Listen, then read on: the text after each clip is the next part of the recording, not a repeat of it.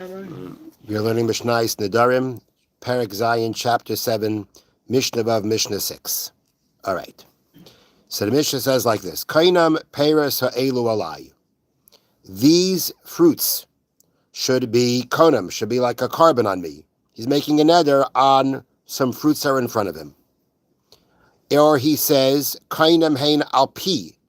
Or he says, they are a konam upon my mouth. Kainam Hein Lifi. Or let's say he says, they are konam to my mouth. Right? So these are all expressions. He's got this pile of fruit in front of him, and he wants to make a neder to make them forbidden to him. And he says any of these three things. He says these fruits are konam, which is another word like to say like a carbon upon me. They should be forbidden to me like a sacrifice is forbidden to me. They are konam upon my mouth. They are konam to my mouth. Aser b'chilufeyan u'begiduleyan. You are forbidden to partake from what you exchange for them or what grows from them. So that means like this.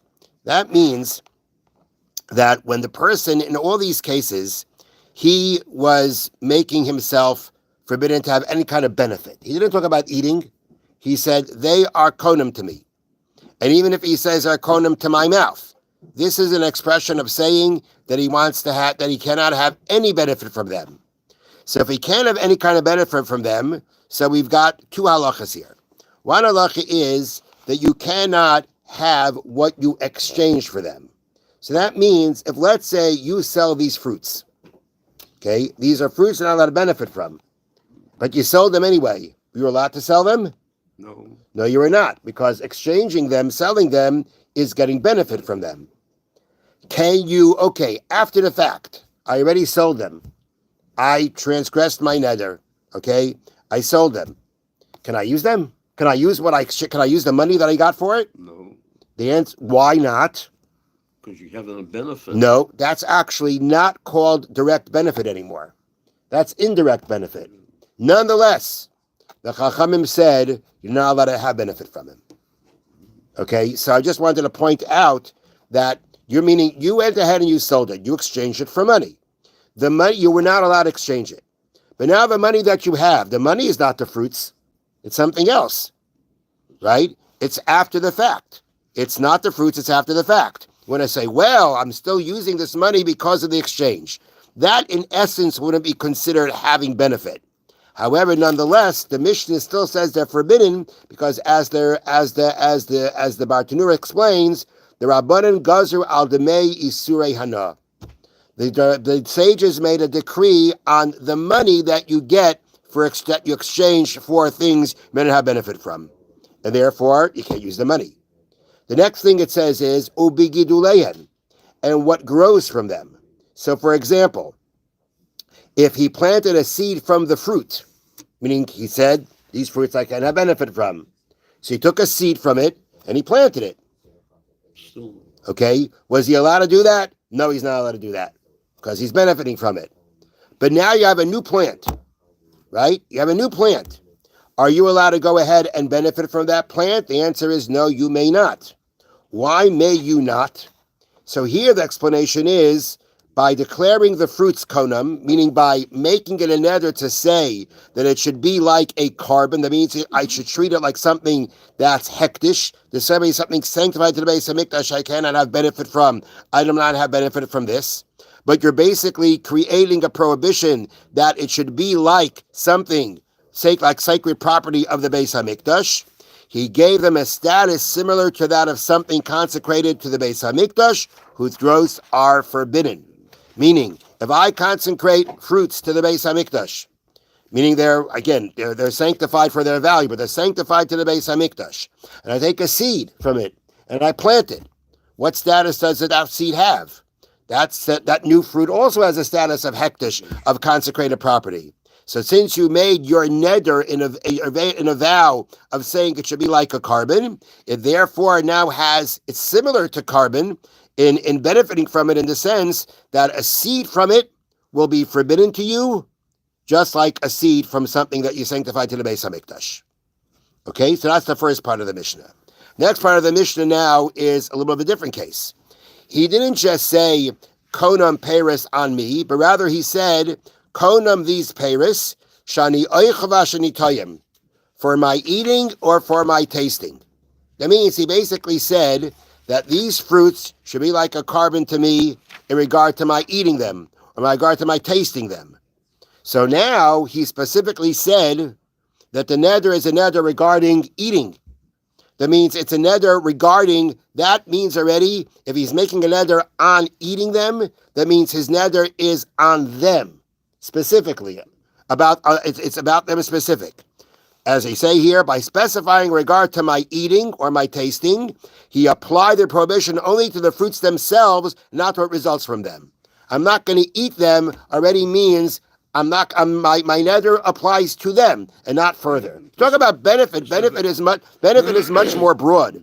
But when he says I'm not going to eat them, then already he's saying that my vow is applicable to them, to the fruits themselves only, and therefore mutar b'chilufei b'giduleyen. You will be permitted to benefit from that which you exchange them for, and you will be able to eat what grows from them.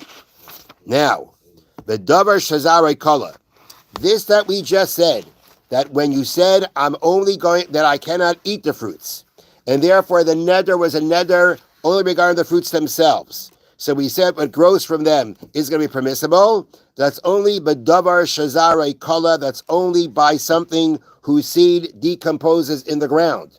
Ava b'davar she'ein zare kala, but something that the seed does not decompose in the ground.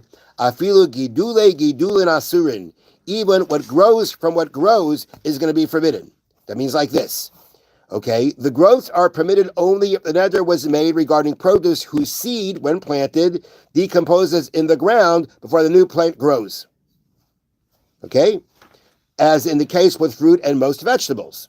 Then we say, okay, the seed decomposes, this new fruit comes out, it's not the fruit itself.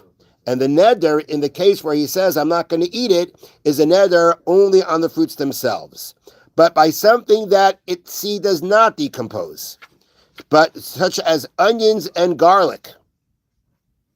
That means if you have an onion, right? And now you want to grow something from that onion. So what do? You take a seed of that onion and you plant it. Onion seeds, garlic seeds do not decompose. The new thing just grows from them. And therefore, the explanation is like this. But if the neder was made regarding produce he does not decompose, such as onions and garlic, then even the growth of the growths, which means the third generation of fruit, which grew from the produce that itself grew from the original produce, meaning you have the original thing you made the neder about. Now you planted something from it. And now you planted something from what you planted from it, from the new thing that you planted. They're all going to be forbidden. Why? Since the seed of the original produce does not decompose in the ground, part of the original produce is present in all its future growths. You get that?